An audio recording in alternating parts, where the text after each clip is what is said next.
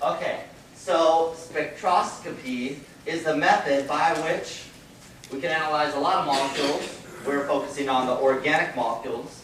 This is an example of an organic molecule, aspirin, because it has carbon in it. So if it has carbon, for the most part, we're calling it organic.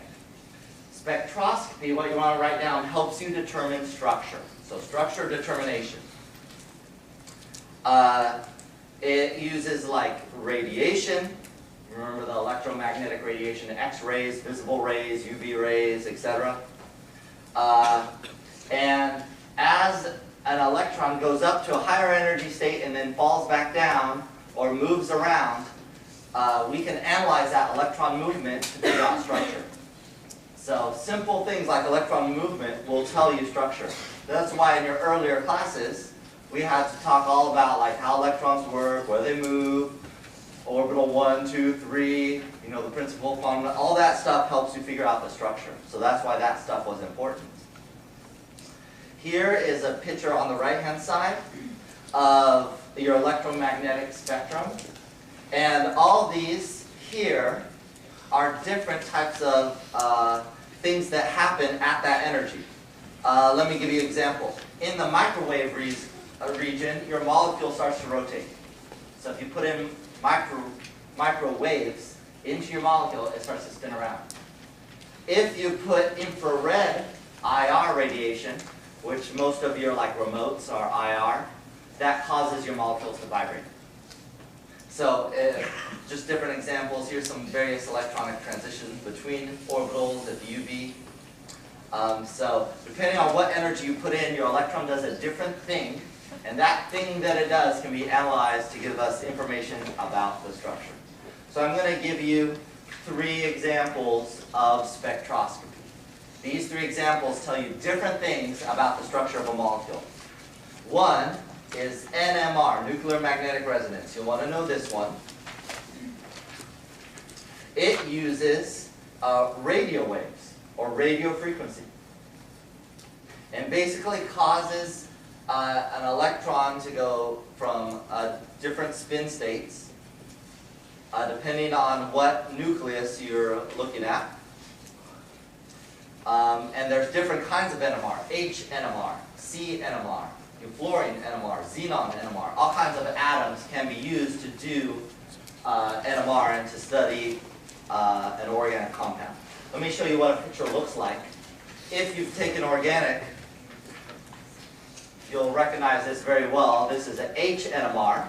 This is used to tell you the skeleton structure of a carbon compound.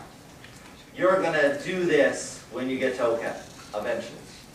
And the number of peaks that you see and where they lie on this graph tells you exactly what they're next to and how many hydrogens there are. Okay, so you don't have to know how to analyze it. I'm just telling you this is a way to figure out the carbon skeleton structure. Okay? This has an application, hopefully you've heard of, MRIs. If you've ever heard of somebody getting an MRI, that is an NMR application. So you're doing NMR, they're putting radio waves, there's a huge magnet, put your head in there, and you can get a structure analysis of your body when you get an MRI. So MRI, you'll want to know application of NMR. Okay, that was the first type, NMR. The second type of spectroscopy you'll learn about is called infrared spectroscopy. This is the analysis of vibrations. So think of like chemical aerobics. A molecule can vibrate like this, it can do this stretch, it can do this stretch, it can do this stretch, this stretch. All those different stretches, as you see kind of shown here, are called vibrations. And those vibrations give you a little spectra that will look like this. And when you take the real OCHEM, if you do, you'll have to analyze this. Okay, I'm giving some people a headache because they remember this.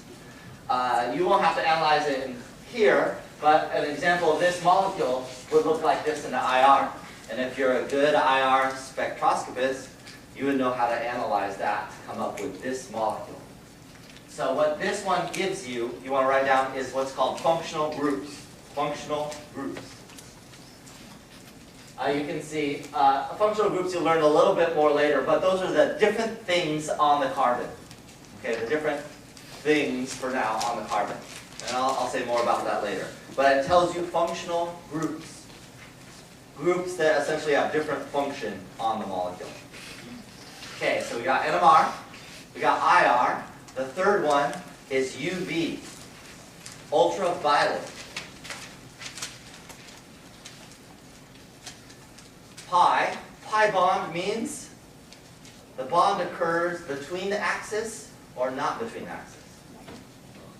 Not between. If here's the nuclear axis, it occurs above and below. That's a pi bond. UV radiation will excite something from a pi to a pi star. What does star mean? Antibonding. So from a pi bonding state to a pi antibonding state. This is the antibonding orbital. If you had me for 2A, you've seen me draw stuff like this before. So it makes that transition from the pi to the pi star.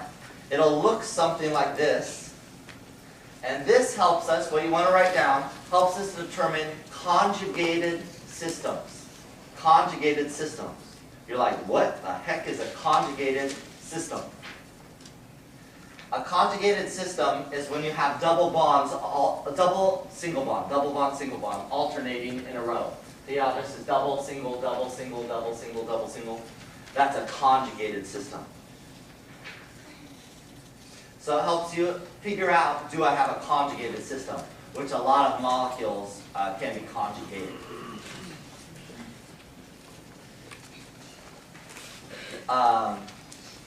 And the more conjugated it is, the different kind of reading you'll get. So here has a lot of conjugation, so you'll get a higher reading than something that just is single, double, single, lower reading.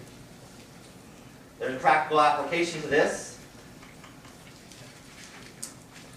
Don't go outside without sunscreen. Sunscreen does this. You have the UV rays.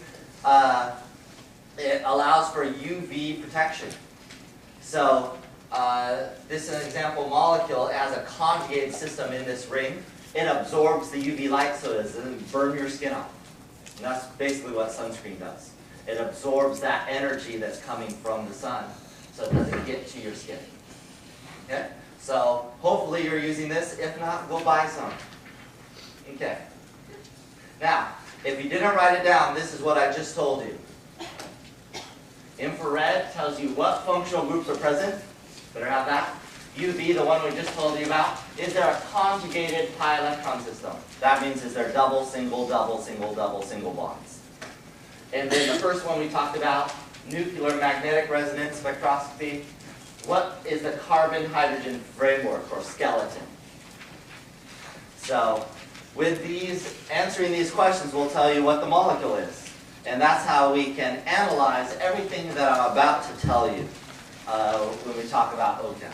And when you take OChem, you'll probably have to learn the first and the third one listed here.